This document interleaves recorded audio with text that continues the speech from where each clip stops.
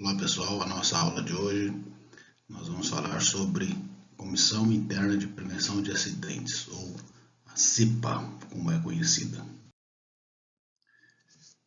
A CIPA ela é regulamentada pela NR5, ou Norma Regulamentadora número 5, e o principal objetivo da CIPA é atuar junto com os empregados e com a empresa como um todo na identificação de condições seguras e na eliminação de riscos, atuando junto com a área de segurança do trabalho, a área de operação, a área de RH, treinamento, etc. Essa CIPA ela foi estabelecida no Brasil em 1978, né? Mas ela, aliás, em 1944, mas ela surgiu mesmo na Organização Internacional do Trabalho em 1921. E, na verdade, começou lá mais atrás, desde a época da Revolução Industrial, que começou a ser identificado que houve mudanças muito grandes na forma de executar os trabalhos. E a partir daí começou-se a pensar em como melhorar as condições de trabalho para os empregados, de um modo geral. Dentre as atividades da CIPA, a gente destaca algumas, como mostrado nesse slide aí. Além dela promover a identificação das condições de risco e das atividades que os trabalhadores exercem, ela pode atuar também como um fiscal, digamos assim, que vai realizar vistorias no ambiente de trabalho, sempre identificando condições de risco, coisas relacionadas à organização, limpeza e arrumação do local, uso de ferramentas inadequadas ou improvisadas. Ela tem a questão da realização de mensal de reunião para tratar de assunto da CIPA e promove muito treinamento e coisas que está muito sendo discutido, por exemplo, essa questão do coronavírus agora. Esse é um assunto muito interessante que certamente é muito abordado pelas CIPA das empresas. E ela também participa junto com o SESMIT da análise da causa das doenças e de acidentes de trabalho. Geralmente, quando ocorre um acidente de trabalho, é formado uma comissão para fazer a análise e sempre tem que haver algum membro da CIPA participando desse grupo de análise. O empregado que faz parte da CIPA, ele é conhecido nas áreas como cipeiro. E o cipeiro, ele tem a principal das atividades dele é observar e relatar condições seguras do ambiente de trabalho, ele tem que atuar junto com as pessoas. Geralmente as pessoas que fazem parte da CIPA, o interessante é que sejam empregados que exerçam algum tipo de liderança com as equipes de trabalho, são empregados que influenciam as pessoas, que são respeitados, então eles têm liberdade de chegar, observar, relatar, junto com os empregados, identificar questões de segurança e dar no dia a dia uma espécie de treinamento na operação, enquanto a atividade é feita. Por isso que é importante que esses empregados sejam pessoas com uma certa influência na equipe, né? Então eles discutem os acidentes ocorridos e solicitam medidas para que haja a prevenção do acidente. Eles atuam fortemente em cima das áreas que seriam as responsáveis para a implementação de medidas de controle ou de mitigação de riscos. A norma regulamentadora número 5 é que define como a CIPA será formada. Quantos empregados farão parte da comissão? Isso tem a ver com o número de empregados da empresa. E como que ela é formada? Ela é formada por representantes do empregador e representantes dos empregados. Os representantes dos empregados são eleitos em votação secreta.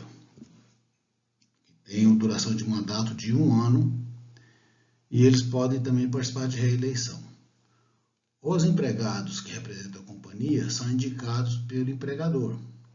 Dessa turma que é eleita, a empresa ela indica quem será o presidente. O presidente da CIPA será a indicação da empresa e o vice-presidente será dos empregados que foram votados. Geralmente, o empregado que tem o maior número de votos, ele se torna o vice-presidente, mas pode ser também que aquele grupo de pessoas eleitas se reúnam e ali eles nomeiam ou elegem o vice-presidente.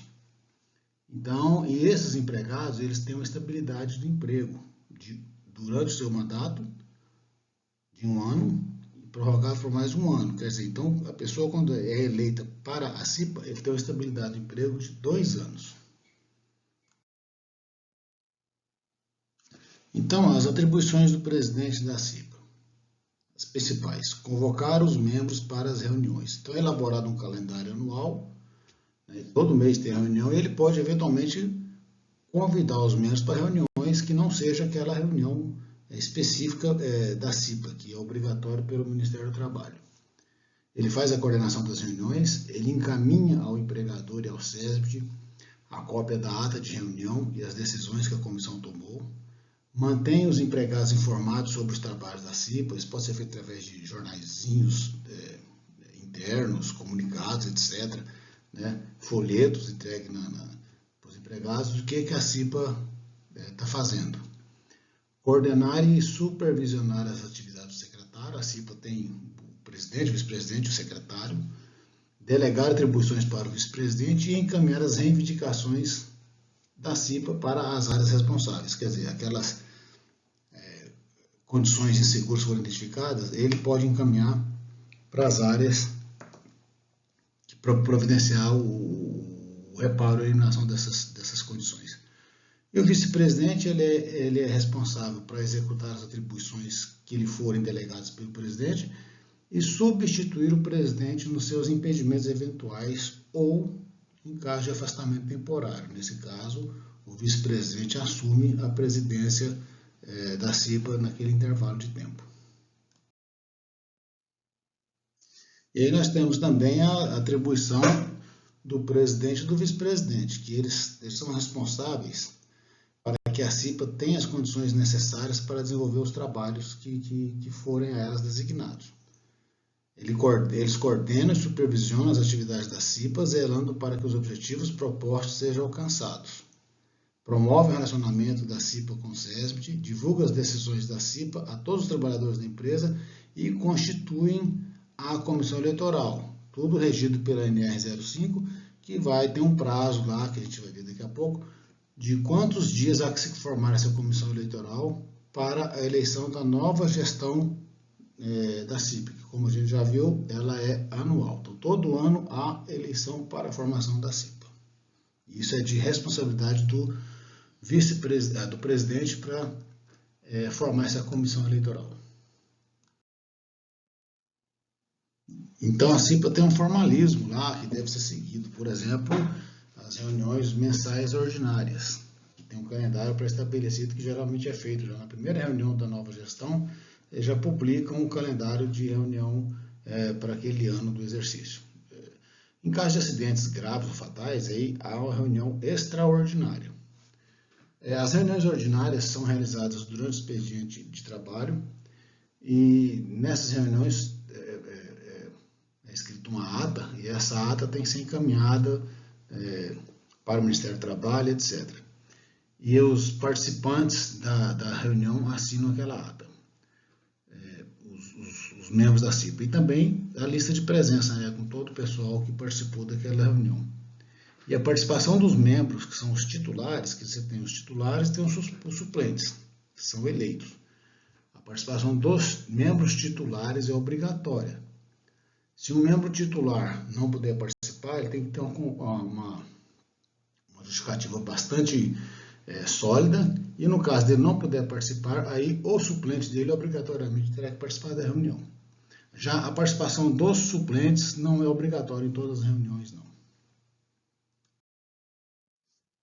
Então, como que essa reunião é estruturada? Inicia a reunião com a leitura da ata da reunião anterior e são apresentados os acidentes, caso tenha acontecido algum acidente no período entre uma reunião e outra. São apresentadas as melhorias feitas nas áreas, que através das inspeções de área que os cipeiros realizam, eles podem apresentar o resultado dessas inspeções na reunião da CIPA também. Isso é bastante interessante, mostra que os membros da CIPA estão trabalhando. apresentação das investigações de algum eventual acidente que tenha ocorrido em um determinado período. Então, essas investigações é importante que elas sejam apresentadas a todos os empregados, né? São apresentados também, eventualmente, pode-se convidar pessoas para fazer alguma palestra relacionada à saúde e segurança. Como eu já falei, essa questão dessa pandemia agora é um assunto bastante interessante, em que bastante aconselhável que nas reuniões da CIPA, nesse período, sempre tem alguém da área de saúde para falar com os empregados sobre os cuidados que tem que se tomar no caso dessa pandemia. Depois é aberto um diálogo lá para que as pessoas apresentem sugestões, né? Os cipeiros, eles apresentam o andamento de algumas atividades que estão em andamento, né? Como que está sendo conduzido com relação a prazo, algum recurso, e etc. E aquelas novas reivindicações que irão gerar como resultado dessa reunião, elas também são encaminhadas para as áreas que irão dar as tratativas para resolver os problemas encontrados. Nós temos aqui algumas considerações com relação à CIPA. O membro titular ele perderá o mandato e será substituído pelo suplente se ele faltar a 4 reuniões consecutivas ou não de reuniões ordinárias sem que tenha uma justificativa plausível. Então ele perde o mandato. No caso de afastamento definitivo do presidente, o empregador indicará o substituto em 2 dias úteis, preferencialmente entre os membros que já estão formando aquela CIPA, né? Às vezes o presidente da CIPA sai da empresa, alguma coisa desse tipo assim. No caso de afastamento definitivo do vice-presidente, os membros titulares da representação dos empregados escolherão um substituto entre os seus titulares, num prazo de 2 dias úteis. É o mesmo caso do presidente, só que no presidente é a empresa que indica um novo presidente. Do vice-presidente são os empregados que fazem parte da comissão, que vão ali, entre eles, indicar quem será o vice-presidente. Os membros que forem eleitos para fazer parte da CIPA passam a ter estabilidade inicial de 2 anos. O primeiro ano durante seu mandato e o ano seguinte após o seu desligamento da comissão. Quer dizer, então quando termina o mandato daquela comissão que o empregado participava, ele tem mais 1 ano de estabilidade, né?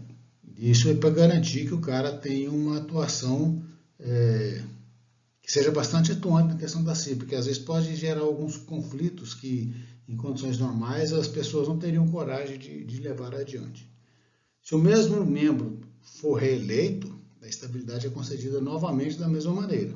Mais 1 ano de garantia do emprego durante o seu mandato e mais o outro ano no final do mandato. Ok?